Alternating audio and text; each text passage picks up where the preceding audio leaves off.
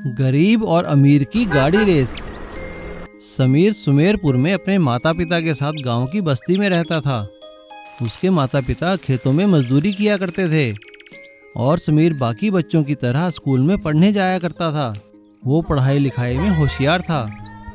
उसी गांव में एक जमींदार भी रहता था। उसका बेटा विकास भी समीर के साथ ही स्कूल में पढ़ा करता था, लेकिन उसे अपने पिता के पैसों पर बहुत घमंड था। वो हमेशा अपनी महंगी महंगी चीजें दिखाकर बच्चों को नीचा दिखाया करता था। एक दिन स्कूल के बाद जब समीर अपने दोस्तों के साथ गांव के खाली मैदान में अपनी खिलौना गाड़ी के साथ खेल रहा था, तभी विकास वहां पे अपनी एक महंगी नई खिलौना गाड़ी के साथ आता है और वो गाड़ी लाकर सभी बच्चों को चिढ़ाता है। तभी एक बच्चा उसकी गाड़ी को छू लेता है। ये देखकर विकास को गुस्सा आ जाता है और वो उस बच्चे को एक थप्पड़ मार देता है। ये देखकर समीर विकास को कहता है, विकास, तुम्हें इतना घमंड नहीं करना चाहिए। तुम्हारे पास अच्छी गाड़ी है, ठीक है, लेकिन हमारी गाड़ी भी किसी से कम नहीं है। ये सुनकर विकास और उसके दोस्त हंसने लगते हैं। अच्छा, तो ये बात है, तो हो जाए एक रेस स्कूल के मैदान में, वहीं देख लेंगे। हाँ हाँ ठीक है, मुझे तुम्हारा चैलेंज मंजूर है। विकास के वहाँ से जाने के बाद समीर के दोस्त समीर से कहते हैं कि वो गाड़ी की रेस में कैसे जीत पाएगा। समीर अपने चाचा के पास जाता है, जो एक बहुत अच्छे कारीगर थे और लकड़ी की बहुत अच्छी गाड़ियाँ बनाया करते थे। समीर उन्हें सारी बात बताता है। समीर की बात सुनकर उसके चाचा कहते हैं, अच्छा तो ये बात है, कोई बात नहीं बेटा, अब कह दिया तो कह दिया। मैं तुम्हें एक ऐसी गाड़ी बना कर दूंगा जो बैटरी से नहीं पैडल से चलेगी और बहुत तेज भागेगी, और बेटा तुम ही जीतोगे। समीर के चाचा एक बहुत अच्छी लकड़ी की गाड़ी बनाते हैं जो कि पैर के पैडल से चलती है और उसमें वो 4 साइकिल के टायर लगा देते हैं, जिसके कारण वो बहुत तेज भागती है। रेस वाले दिन समीर वो गाड़ी लेकर ग्राउंड में आ जाता है। ये देखकर सभी बच्चे हंसने लगते हैं और उसका मजाक उड़ाते हैं। रेस शुरू हो जाती है। शुरुआत में तो विकास आगे निकल जाता है, लेकिन आधे रास्ते में जाते ही उसकी कार की बैटरी कम हो जाती है और इधर समीर बड़ी ताकत से पैडल मारता हुआ पीछे से आता है और विकास से आगे निकल जाता है और रेस में अव्वल आ जाता है। समीर के सभी दोस्त तालियां बजाने लगते हैं और समीर को कंधे पर उठा लेते हैं। समीर रेस जीत जाता है और उसे ढेर सारा इनाम मिलता है। वो विकास के पास जाकर कहता है, विकास, कभी अपने ऊपर घमंड नहीं करना चाहिए दोस्त। हम लोग जैसे भी हैं, लेकिन हैं तो बच्चे ना, हमें मिलकर खेलना चाहिए। समीर, मुझे माफ कर दो, मैं समझ चुका हूँ, ये मेरी गलती थी, मैं घमंड में था। और अगले ही दिन से वो भी गांव के सभी बच्चों के साथ मिलजुल कर खेलने लगता है। सभी बच्चे खुश हो जाते हैं। किशनलाल की चांदपुर में एक कार वर्कशॉप थी। वो बहुत ही कुशल कार मैकेनिक था। जैसी भी बिगड़ी हुई कार हो वो उसे मिनटों में ठीक कर देता था। आसपास के गांवों से भी लोग उसके पास अपनी कारें ठीक करवाने आया करते थे। किशनलाल की दुकान पर कारों की लंबी लाइन लग जाया करती थी। किशनलाल ने अपनी सहायता के लिए 4-5 कुशल मैकेनिकों को रखा हुआ था। अरे छोटू, क्या हुआ है उस गाड़ी में? अभी तक ठीक क्यों नहीं हुई? बस उस्ताद, 5 मिनट का समय दीजिए, अभी ठीक कर देता हूँ। उसका प्लग लगाना है। हाँ छोटू, जल्दी से इस गाड़ी को निकालो, देखो और गाड़ियाँ भी लाइन में लगी हैं। एक दिन तो किशनलाल की वर्कशॉप और उसके बाहर गाड़ियाँ खड़ी करने की जगह ही नहीं बची। यह देखकर उसके आस पड़ोस के दुकान वाले उसे बोलने लगे, अरे भाई किशनलाल, गाड़ियाँ उतनी ही मंगाया करो जितनी ठीक कर सको। सारी जगह तुम्हारी गाड़ियाँ घेर लेंगी तो हम लोग कहाँ जाएंगे? भाई साहब, मैं क्या करूँ, लोग गाड़ियाँ लेकर आ जाते हैं तो उन्हें ठीक करना ही पड़ेगा ना, मैं उन्हें मना तो नहीं कर सकता। भाई बात तो तुम्हारी सही है, लेकिन उपाय भी तो तुम्हें ही ढूंढना पड़ेगा ना। किशनलाल काम से थका हारा रात को घर आता है और अपनी दुकान के आगे लगने वाली भीड़ के बारे में सोचने लगता है। किशनलाल को चिंता में देखकर उसकी पत्नी पूछती है, क्या बात है जी, क्यों परेशान हो? अरे क्या करूं भगवान, काम ही इतना है। दुकान के अंदर और बाहर गाड़ियां खड़ी करने की जगह ही नहीं है। अब तो पास पड़ोस के दुकान वाले भी झगड़ने लगे हैं। ग्राहकों को मना भी तो नहीं कर सकता ना। किशनलाल की पत्नी कुछ सोचकर उससे कहती है, अरे तो इसमें परेशानी की क्या बात है? आप भूमिगत दुकान क्यों नहीं खोल लेते जैसी शहरों में होती हैं? जरा सोचो, कितना दिमाग की बात है ना। हमारे पास तो जगह है, जमीन है, हमें कहीं और जाने की कोई जरूरत नहीं। समझदारी से काम लो और भूमिगत दुकान खोल लो। ये बात तो तुमने बिल्कुल सही कही। मैं कल ही भूमिगत दुकान बनवाता हूँ। अगले ही दिन से किशनलाल भूमिगत कार वर्कशॉप का काम शुरू कर देता है और 1 हफ्ते के अंदर उसकी भूमिगत कार वर्कशॉप बनकर तैयार हो जाती है। अब किशनलाल के पास जगह की कमी नहीं होती। भूमिगत कार वर्कशॉप खोलने के बाद किशनलाल का काम दोगुना हो गया और उसके पास पड़ोसी भी खुश हो गए। उस्ताद, दुकान में जगह नहीं है, गाड़ी को कहाँ भेजूं? अरे छोटू, भेज दे भूमिगत कार वर्कशॉप में, अब तो अपने पास नीचे भी जगह है ना। सुल्तानपुर गांव में सलीम नाम का एक लड़का रहता था। वह बहुत ही मेहनती और मिलनसार था। सलीम गांव के बाहर एक छोटे से गैराज में काम करता था। अरे सलीम, वो जीप ठीक हो गई क्या? जी सेठ जी, बस 1 घंटे का टाइम दीजिए। शाबाश बेटा, मुझे तुमसे यही उम्मीद है। तभी सलीम का दोस्त सोनू उससे मिलने आता है। अरे सोनू, तुम कैसे हो? क्या बात है, उदास लग रहे हो? हाँ सलीम भाई, क्या कहूँ, तुम्हें तो पता है ना, मेरी बहन रीमा की शादी है। बस उसी के लिए पैसों के इंतजाम में लगा हूँ। अरे सोनू, तुम फिक्र मत करो, रीमा हमारी भी तो बहन है। बताओ कितने पैसे चाहिए? यार सलीम, अगर 2 लाख रुपए मिल जाते तो बात बन जाती। 2 लाख? इतने तो सेठ जी भी नहीं देंगे। तभी विकास वहाँ पर गाड़ी लेकर आता है। विकास बहुत ही पैसे वाले माँ बाप का इकलौता बेटा था और उसे तेज गाड़ी चलाना और शर्त लगाना बहुत पसंद था। विकास की गाड़ी देखकर सोनू कहता है, अरे वाह सलीम, इतनी अच्छी गाड़ी। उसकी बात विकास सुन लेता है। हाँ, बड़ी गाड़ी तो है, लेकिन इसे हाथ मत लगाना, तुम जैसे लोग गाड़ियों को खराब कर देते हो।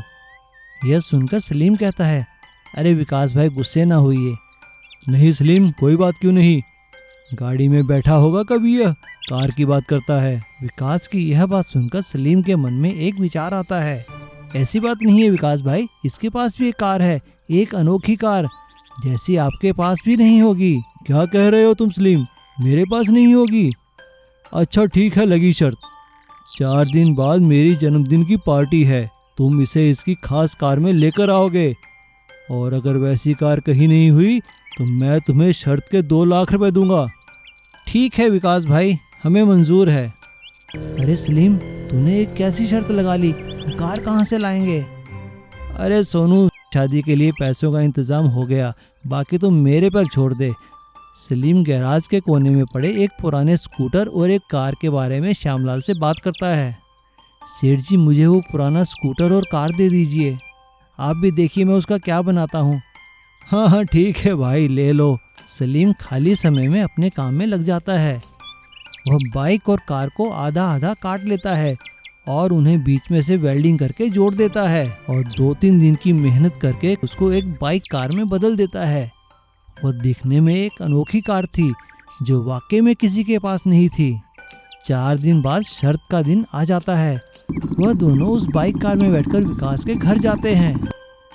उनकी अनोखी कार देखकर वहाँ सभी लोग हैरान हो जाते हैं। विकास भाई, ऐसी कार तो नहीं होगी ना तुम्हारे पास? क्या मजाक है ये? यह कोई कार है? विकास भाई, तुम ऐसा नहीं कह सकते, कार तो है ही ये। विकास सलीम को पैसे देने से मना कर देता है। आवाज सुनकर विकास के पिता बाहर आते हैं। सलीम की अनोखी कार देखकर विकास के पिता खुश होते हैं। अरे वाह बेटा, तुमने तो बहुत ही अच्छी कार बनाई है। विकास, अगर तुमने शर्त लगाई है तो इनके पैसे दो। विकास चुपचाप सलीम को 2 लाख रुपए दे देता है। यह लो सोनू, हमारी बहन रीमा की शादी के पैसे। धन्यवाद सलीम। अरे धन्यवाद मुझे नहीं, इस बाइक कार को कहो जिसकी वजह से रीमा की शादी के पैसों का इंतजाम हो पाया है।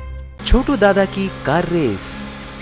हेलो भाई लोग, छोटू दादा आ रहा है, सबको हंसाने, सबको रिझाने। छोटू दादा। वह एक बौना आदमी था, इसीलिए सभी लोग उसे छोटू दादा करके बुलाते थे। एक दिन छोटू दादा ने एक इलेक्ट्रिक रेसिंग कार खरीदा। छोटू दादा आया रे छोटू। अरे छोटू दादा, क्या है मामला? नया गाड़ी? हाँ हाँ, बहुत खुश नजर आ रहे हो।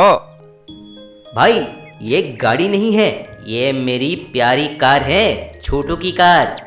खबरदार इसे तुम गाड़ी बोली तो मुंह तोड़ दूंगा तेरा। अरे अरे, इतना गुस्सा किस लिए भाई? गाड़ी है या कार, क्या फर्क पड़ता है? पहले खुशखबरी तो बोलो। मैं अपने गर्लफ्रेंड को प्रपोज कर रहा हूँ, इसीलिए मैं इस गाड़ी पे जाकर प्रपोज करूंगा। ऐसा बोलकर छोटू वहां से नई बैटरी के रेस कार लेके चला जाता है। लेकिन उसी गांव में रहने वाले कालू और बालू को छोटू दादा बिल्कुल पसंद नहीं था। जब छोटू दादा अपने गर्लफ्रेंड को मिलने कार में जा रहा था, तभी कालू और बालू छोटू दादा के पीछे एक कार में आ रहे थे। छोटू दादा नए कार होने की वजह से इतना धीरे से चला रहा था कि उन दोनों को गुस्सा आ गया। अरे ओ छोटू दादा, कार चला रहे हो या साइकिल? हट रे हट, रोड पे से तुम्हारा गाड़ी निकाल, इससे बेहतर पैदल चले जाते। जल्दी पहुंच जाओगे ना। ऐसा बोलकर कालू और बालू छोटू दादा के गाड़ी के पास आया और धमकी दी। तभी छोटू दादा गाड़ी से उतरकर ऐसा बोला, अरे ओई, अगर तुम मेरे गाड़ी को हाथ लगाया तो माँ कसम मैं तुम्हें जिंदा दफना दूंगा। मेरी प्यारी को हाथ मत लगाना। छोटू दादा, तुम हमको ही धमकियां देने लगे। अब देखो हम तुम्हारे कार का क्या हाल कर देंगे। ऐसा बोलकर कालू और बालू कार को उठाकर रोड के बाजू में फेंक देते हैं। उसी वक्त छोटू दादा का गर्लफ्रेंड पिंकी वहां पर आ जाती है। अरे पिंकी, मुझे इन गुंडों से बचा ले। टेंशन मत ले रे, मैं हूं ना। अरे ओ बदमाशों, इज्जत के साथ छोटू के गाड़ी को सही करके दे दो, समझे? नहीं तो मैं तुम्हारी कार को खटारा बना दूंगी। अरे खटारा होगा तुम्हारे प्रीतम का ये बैटरी कार। पिंकी, तुम इसमें उंगली मत डाल। कालू, मेरी छोटू की गाड़ी दिखने में छोटी है, लेकिन चलेगी हवाई जहाज की तरह। अगर चाहिए तो एक रेस लगा देते हैं। रेस? चलो ठीक है, जो भी हारेगा 1 साल तक दूसरे की गाड़ी को पहुंचेगा, ठीक है? ऐसा बोलकर छोटू और कालू अपने गाड़ियों को लेकर रेस के लिए खड़े हो जाते हैं।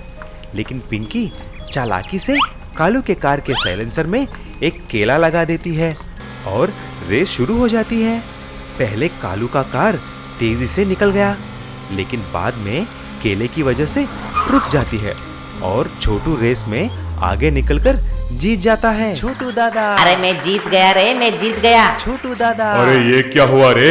अब मैं इसकी गाड़ी को 1 साल तक पहुंचना है। मर गए रे बाबा।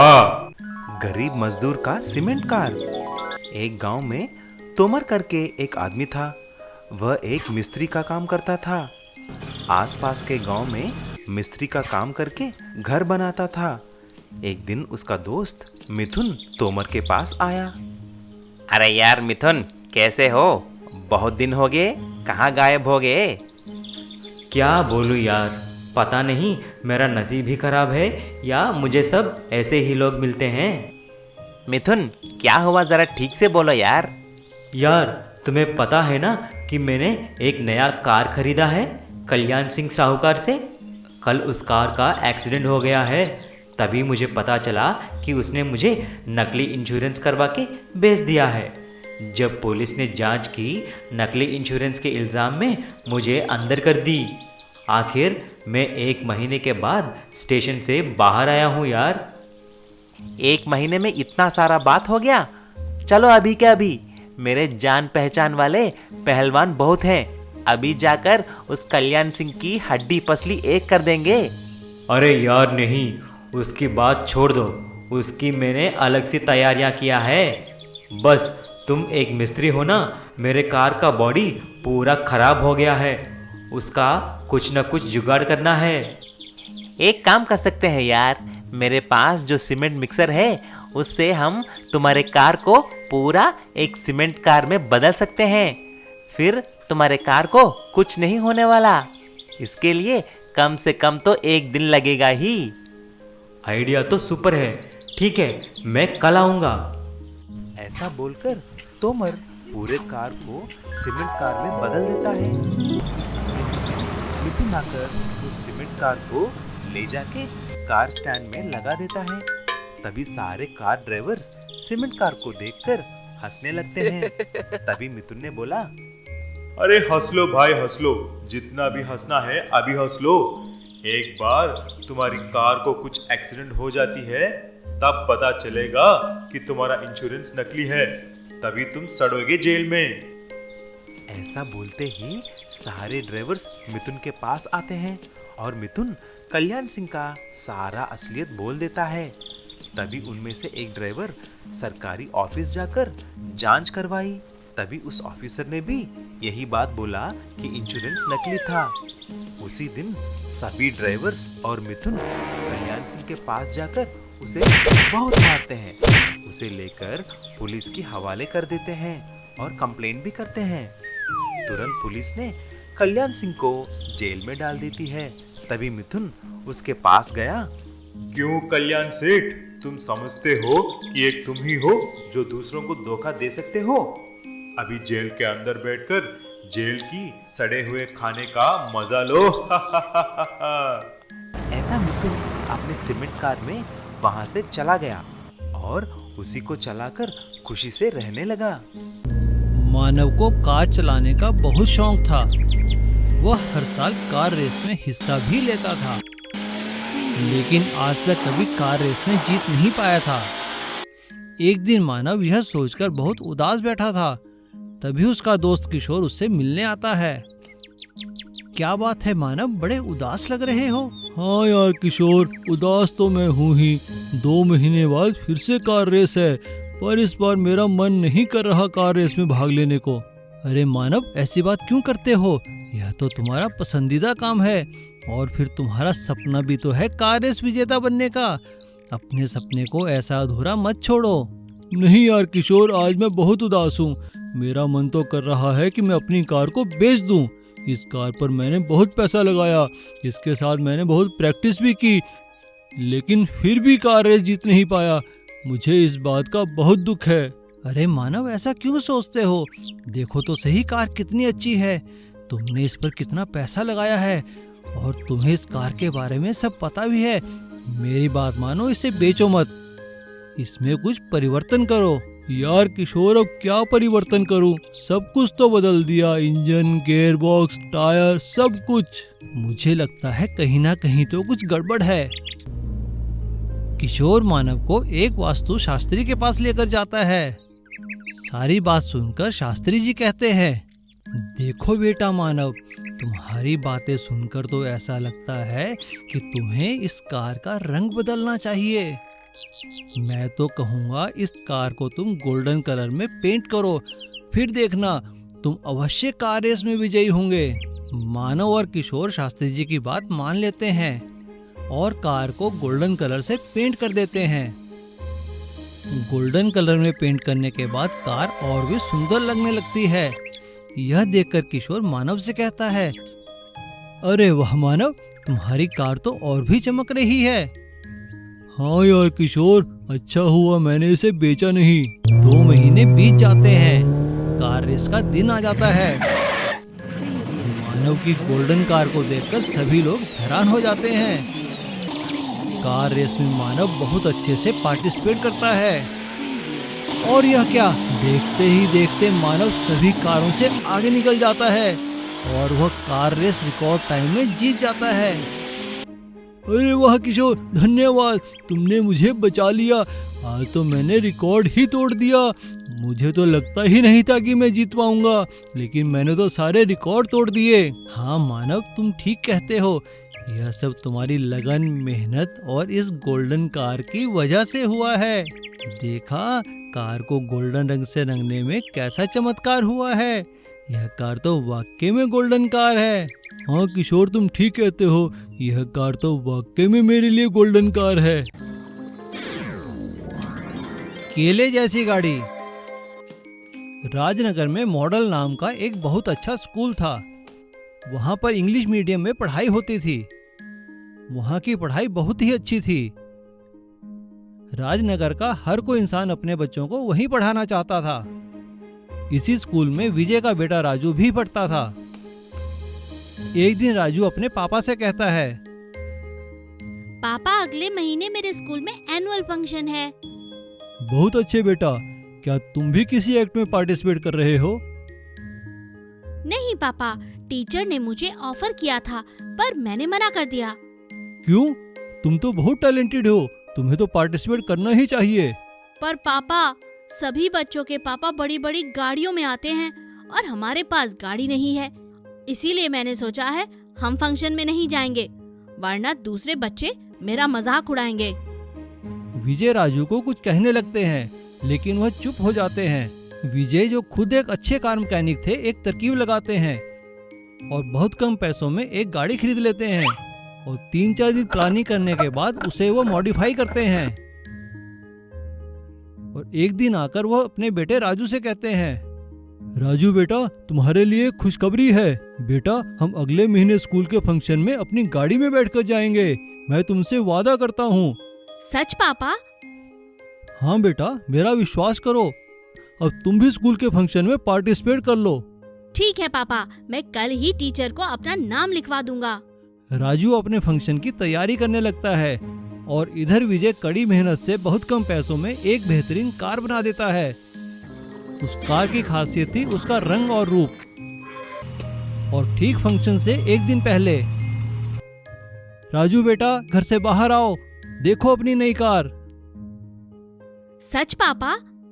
राजू जब घर से बाहर आकर अपनी कार देखता है तो उसकी खुशी का ठिकाना नहीं रहता। विजय ने कार को केले जैसा रंग रूप दिया था, जिससे वो बहुत ही अद्भुत दिख रही थी। अगले दिन राजू अपने पापा के साथ केले जैसी कार में स्कूल गया। रास्ते में सभी लोग उस कार को निहार रहे थे।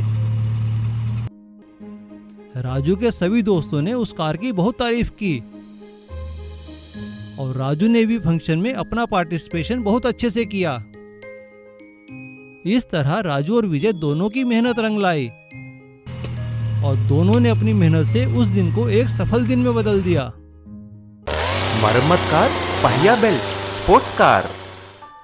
सिद्दीपुर नाम के एक गांव में आलोक नाम का एक आदमी रहा करता था। उसका हाल ही में शादी हुआ और दहेज में उसको 50 लाख मिलता है। उसको पता नहीं चला उन पैसों से क्या किया जाए, लेकिन उसको स्पोर्ट्स कार बहुत पसंद आते थे।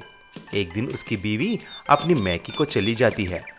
तभी आलोक ने शहर जाकर एक अच्छी शानदार स्पोर्ट्स कार खरीदकर लेके आता है। गांव में सभी लोग उसको देखकर आश्चर्यचकित हो जाते हैं।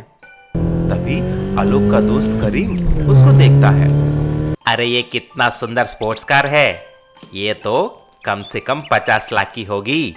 ये आलोक तो नालायक है, उसको इतना कॉस्टली स्पोर्ट्स कार नहीं होना चाहिए। तभी आलोक उस कार को लेकर करीम के पास जाता है। अरे मेरे दोस्त, ये देखो मेरा नया स्पोर्ट्स कार।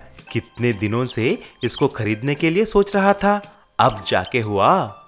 हाँ यार, लेकिन ये मॉडल तो फ्लॉप मॉडल है। इसकी इंजन भी अच्छी नहीं है, इसका बहुत प्रॉब्लम्स है यार।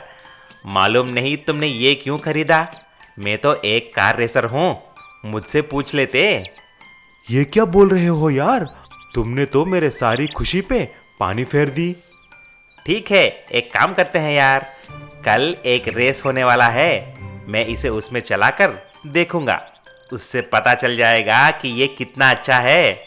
ऐसा बोलकर करीम रेस में भाग लेता है, लेकिन जानबूझकर करीम कार को ले जाकर एक पेड़ से टकरा देता है और ऐसे कार की सारे पहिए टूट जाते हैं और निकलकर बाहर आ जाते हैं। फिर करीम ने बोला, सॉरी यार, मैंने बोला ना कार कंट्रोल हुआ नहीं, ये बिल्कुल एक खटारा कार है। कोई बात नहीं यार, तुमने ट्राई तो किया, मैं इसको मरम्मत करवाता हूँ, देखूंगा ये ठीक क्यों नहीं होगा। ऐसा बोलकर आलोक मैकेनिक के पास ले जाकर पहिए की जगह एक बड़ा आयरन बेल्ट लगवा देता है, एक टैंकर की तरह। तभी वह बिल्कुल ठीक और मजबूत भी हो जाता है। फिर उसको पता चलता है कि दूसरे गांव में और एक रेस होने वाला था। तुरंत वहां पर आलोक जाता है और रेस में भाग लेता है। सब लोग पहिए की जगह उस आयरन बेल्ट वाली कार को देखकर चौंक जाते हैं। देखते ही देखते आलोक रेस में प्रथम आ जाता है। उसका प्राइज मनी 10 लाख भी जीत जाता है।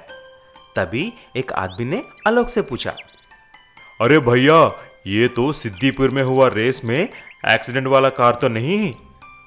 हाँ भैया, ये वही है, उसको मैंने बदल दिया है। लेकिन उसका ड्राइवर करीम तो निकम्मा है, जानबूझकर उसका एक्सीडेंट करवा दिया है।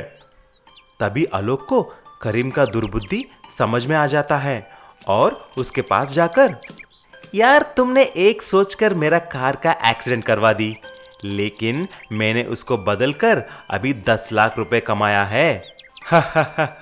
धन्यवाद यार। करीम उसको देखकर दंग रह जाता है। विजयपुर गांव में बॉबी नाम का एक लड़का रहता था। उसे लोगों से तोहफे लेना और तोहफे देना अच्छा लगता था।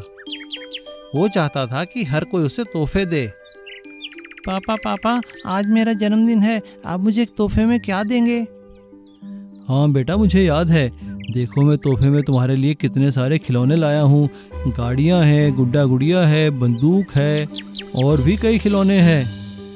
लेकिन बॉबी का मन अपने घर के खिलौनों से नहीं भरता था।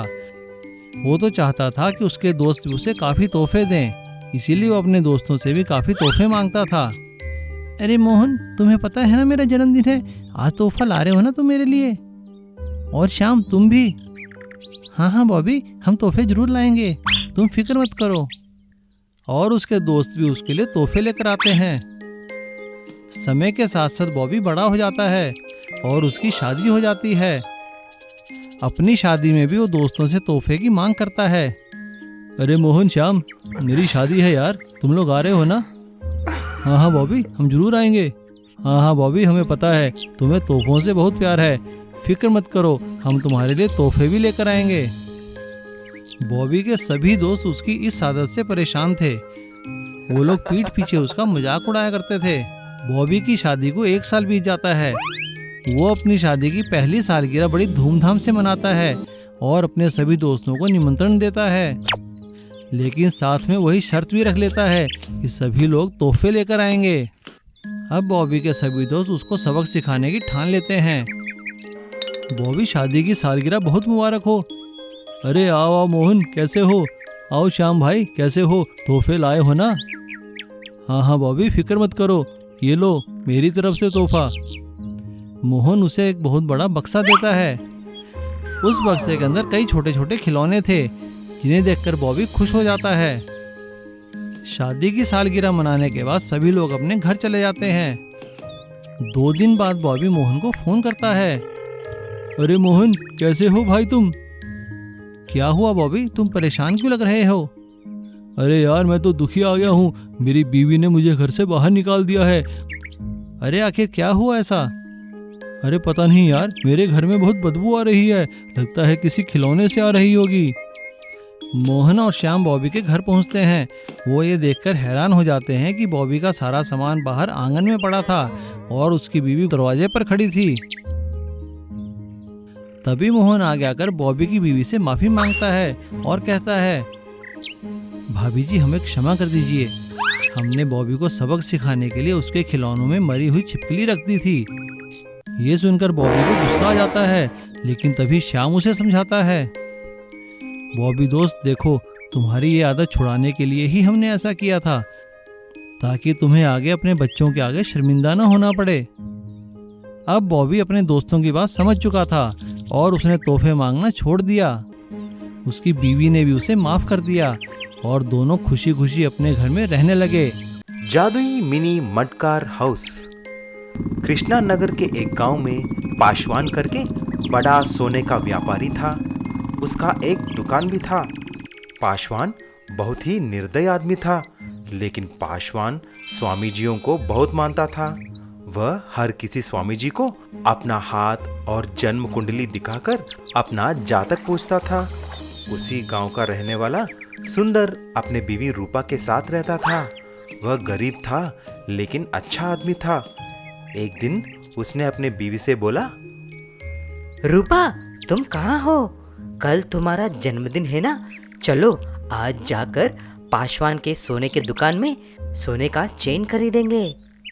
ऐसा सोचकर सुंदर और रूपा पासवान की दुकान में आए। वहां पर तरह तरह के मॉडल्स थे। उन्हें देखकर सुंदर ने ऐसा बोला, सेठ जी, कल मेरी पत्नी की जन्मदिन है। मैंने कुछ महीनों से पैसे बचा कर रखा है। आपके पास 10,000 में सोने की एक चेन है तो दिखाइए। क्या 10,000 में चेन? हाँ, मालूम नहीं कहाँ से आ जाते हैं। तुम्हारे जैसे लोगों को अंदर ही नहीं आने देना चाहिए। हे सेल्स गर्ल, इनको कुछ चीप चेन दिखाकर इन्हें जल्दी यहाँ से निकालो। कुछ देर के बाद सेल्स गर्ल ने चिल्लाई, सेठ जी, यहाँ का एक बड़ा चेन दिखाई नहीं दे रही है। जल्दी से इनको जांच कर लो। अरे ओ, सब मिलकर इन दोनों पति और पत्नी को रोको, बाहर नहीं जाने देना। श्रीमान सुंदर और रूपा जी, कृपा करके हमारा चेन वापस कर दो, नहीं तो बात पुलिस तक जाएगी। सेठ जी, हम गरीब हैं लेकिन चोर नहीं हैं। हमारे पास कुछ नहीं है। ऐसा उन दोनों को जांच करते रहते हैं।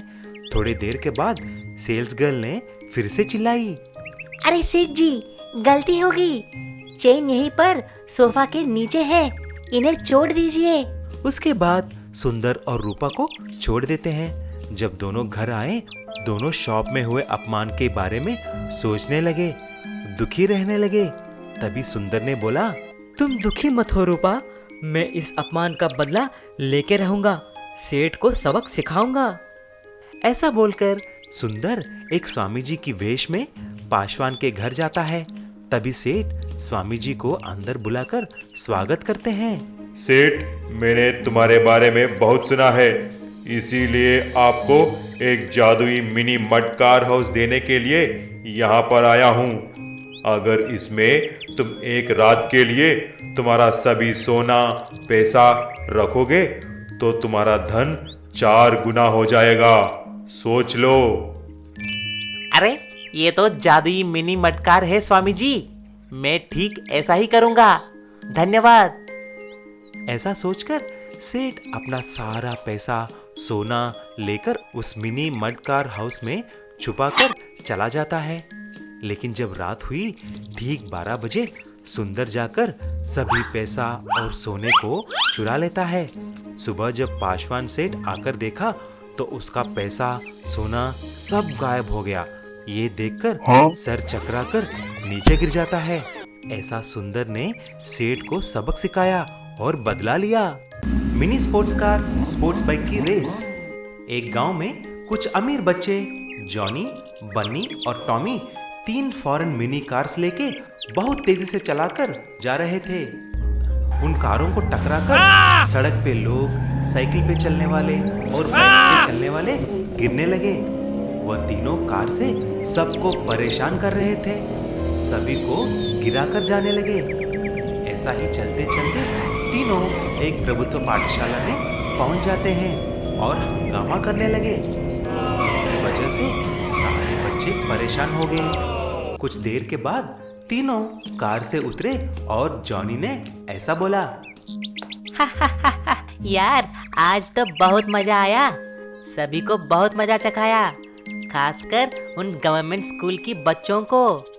हाँ यार जॉनी, तुम ठीक कह रहे हो, नहीं तो हर साल अच्छे मार्क्स वही लेके जा रहे हैं। इतने में गवर्नमेंट स्कूल के 3 बच्चे जय, लव और कुश आपस में बातें करने लगे।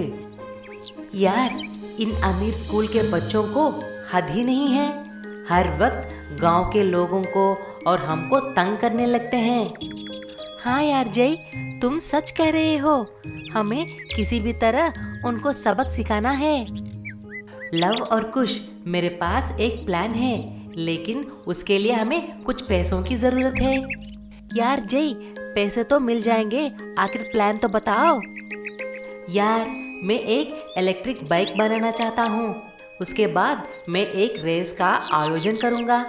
उस रेस में उन तीनों स्पोर्ट्स मिनी कार को हराकर उसे सबक सिखाऊंगा। यार जय, ये तो होने वाला नहीं है, क्योंकि उनका स्पोर्ट्स कार है, उससे हम मुकाबला नहीं कर पाएंगे। पहले तुम पैसों का इंतजाम करो यार, मैं भी मेरे पापा से कुछ पैसे पूछूंगा। ऐसा वह तीनों मिलकर कुछ पैसा इकट्ठा कर लेते हैं। उन पैसों से 3 इलेक्ट्रिक स्पोर्ट्स बाइक का निर्माण खुद करते हैं। फिर एक दिन जय, लव और कुश जॉनी, बन्नी और टॉमी के पास जाते हैं। तभी जय ने ऐसा बोला, हे जॉनी, बन्नी और टॉमी, आप लोगों को घमंड है ना कि तुम्हारे पास स्पोर्ट्स कार है? अगर हिम्मत है तो हमको रेस में हरा कर दिखाओ। रेस? और तुमसे? कैसे करोगे रेस रे? साइकिल पे या बैलगाड़ी से? तुम हमारा मुकाबला कभी नहीं कर सकोगे। अगर डर है तो छोड़ दो, हमारे पास इलेक्ट्रिक बाइक्स हैं। लगी शर्त? बोलो बोलो। अगर आप लोग हार गए तो हमेशा के लिए आप इस गांव के लोगों को अपने कार से तंग नहीं करोगे। अगर हम हार गए तो ये 3 बाइक आपको दे देंगे। ऐसा बोलकर रेस का आयोजन करते हैं। 3 कार और बाइक रेस के लिए खड़े हो जाते हैं। तभी जय ने बोला, लव और कुश, आप लोग जब मैं इशारा करता हूँ आप अपने बाइक्स को उनके कार के ऊपर चढ़ा देना, ठीक है? जब रेस शुरू हुआ, स्पोर्ट्स कार आगे निकलने लगे। तभी जय ने इशारा किया। तुरंत जय, लव और कुश एक ही साथ अपने 3 बाइक्स को उन कारों के ऊपर चढ़ा देते हैं।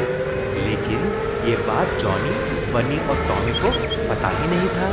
और जब रेस खत्म होने ही वाला था, जय फिर से इशारा करता है। तभी तीनों बाइक कारों के ऊपर से नीचे उतरकर जय, लव और कुश रेस जीत जाते हैं। तब से 3 अमीर दोस्त शर्मिंदा होके गांव में सभी को परेशान करना छोड़ देते हैं और जय, लव और कुश से दोस्ती भी करने लगते हैं। Mobile car. चंदू शिवनगर में अपने माँ बाप के साथ रहता था। वो बहुत ही शरारती लड़का था, लेकिन शरारती होने के साथ साथ वो बहुत ही अक्लमंद भी था। उसे पढ़ाई लिखाई के साथ नई नई चीज़ें बनाने का भी शौक था। उसके पिताजी की एक मोटर मैकेनिक की वर्कशॉप थी।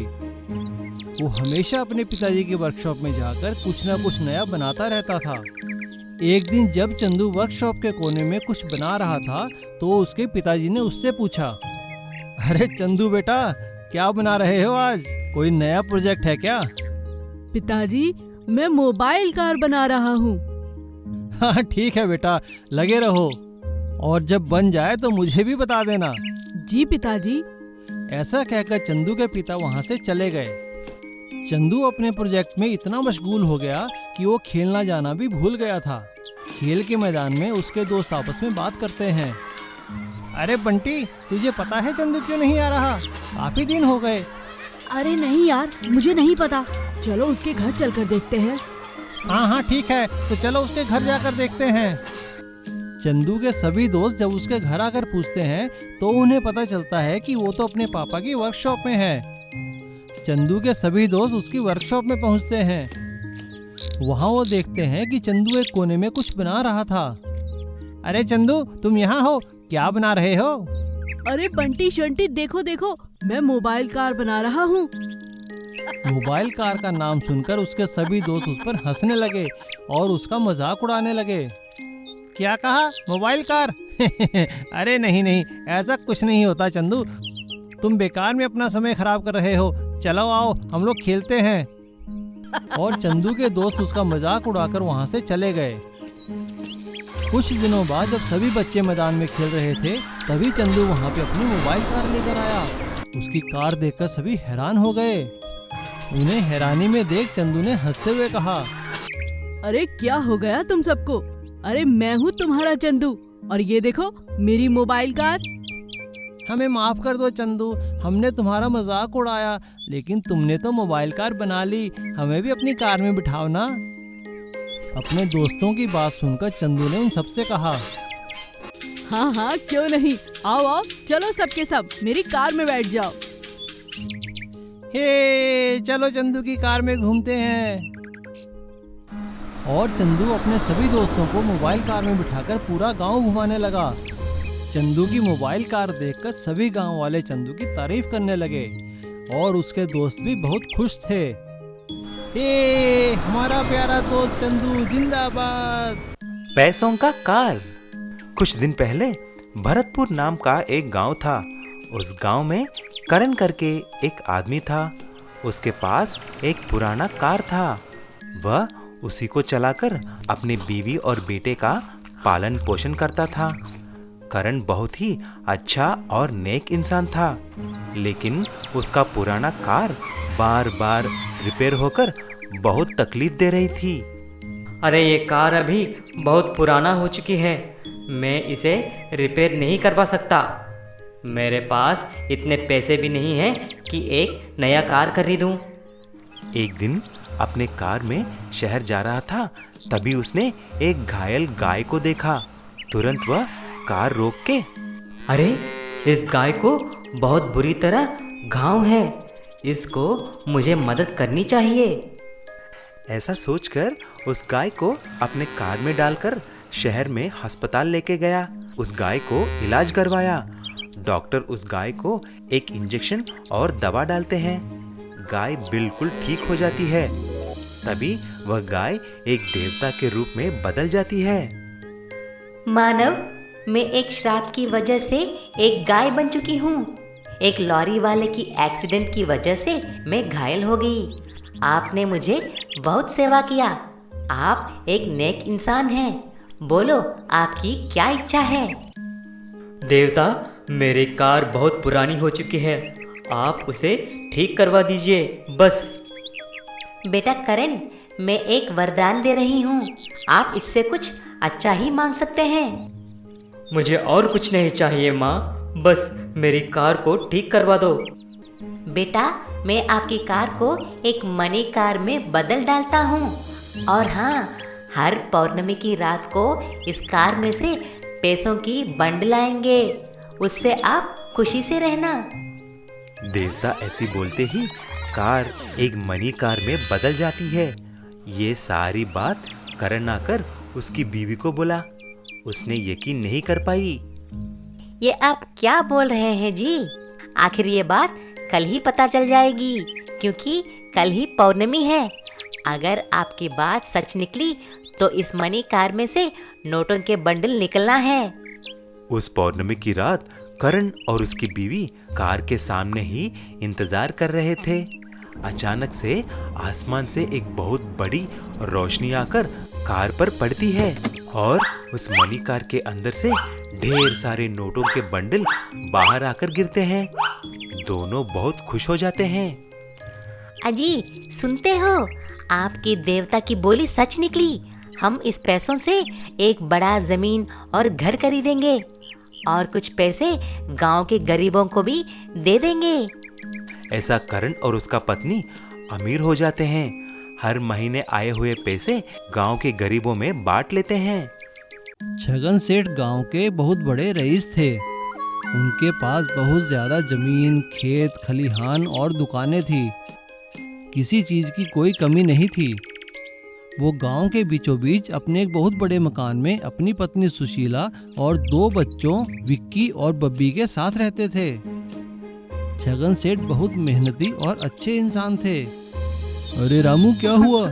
क्यों रो रहे हो? सेठ जी, इस साल मेरी फसल खराब हो गई। मैं क्या करूं बताइए? मेरे घर में खाने के लिए कुछ नहीं है। अरे मुनीम जी, जितना इसे चाहिए उतना अनाज दे देना। खाने की कोई कमी नहीं रहनी चाहिए। लेकिन छगन सेठ एक चीज से बहुत परेशान थे। उनके दोनों बेटे एक नंबर के निकम्मे और आलसी थे। वो हमेशा अपनी पत्नी से कहा करते थे, सुशीला, मुझे तो इन दोनों की चिंता है। मेरे जाने के बाद इनका क्या होगा? ये कैसे मेरा व्यापार संभालेंगे? कोई बात नहीं जी, वक्त इन सबको संभाल लेगा। अरे तुम्हारी बात ठीक है, लेकिन वो वक्त आएगा कब? देखती नहीं कैसे सांड जैसे बड़े होते जा रहे हैं। इसी तरह सालों साल बीत जाते हैं। एक दिन सेठ बहुत बीमार हो जाते हैं।